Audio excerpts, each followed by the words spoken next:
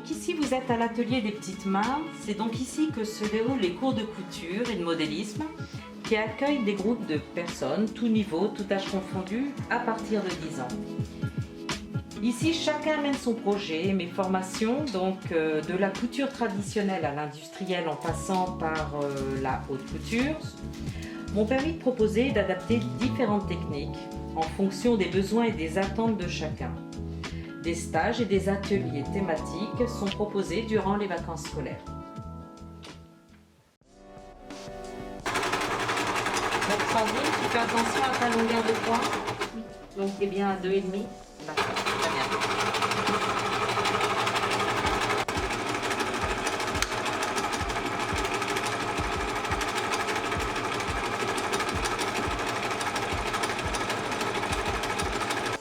Donc là, tu souhaites faire un modèle un peu le style Madonna. D'accord, très bien. Avec un système de cône. Hein, Vanessa, parce que Vanessa donc est modéliste. Et elle prend des cours pour se perfectionner dans la haute couture. Donc c'est vrai que le modélisme en volume demande une certaine connaissance quand on le fait en cours collectif. En général, ce sont des cours individuels. On travaille du 2, 2,5, ça suffit, et pas au-delà, pas en dessous. Alors, donc tu fais attention, ici une couture ouverte. Donc, alors, dans les tissus fins, quelquefois aussi, ta couture, elle peut être chassée vers le dos. Et dans ces cas-là, tu prends les deux coutures et on rase un petit peu plus. D'accord. Voilà, donc nous faisons aussi à l'atelier de la coupe à plat. Également donc du modélisme en 2D, si on peut bien préciser de cette façon-là. Ou du modélisme en volume. Son patronage, c'est une jupe à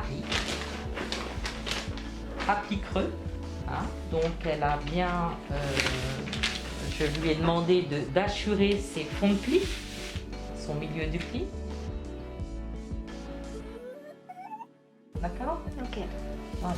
Donc là après tu mets cette épingle là et je te laisse mettre ensuite les épingles tout autour. Voilà, donc cette pièce, tu l'as à faire Deux fois. Deux fois. C'est pour ça que mon tissu, j'ai plié mon tissu sur cette partie-là. Super. Alors c'est vrai qu'il va falloir que tu passes la roulette sur l'envers et ton biais fini, fait avec tes coutures de 5. Donc tu dois avoir, tes coutures sont incluses à mon avis, tu dois avoir, c'est un biais qui est à cheval, je suppose. Non, ce sont tes rubans, ce sont tes petits nœuds. D'accord, c'est tes petits nœuds qui vont orner l'encolure. C'est ça, d'accord. J'ai travaillé 15 ans en association de quartier sur Rennes.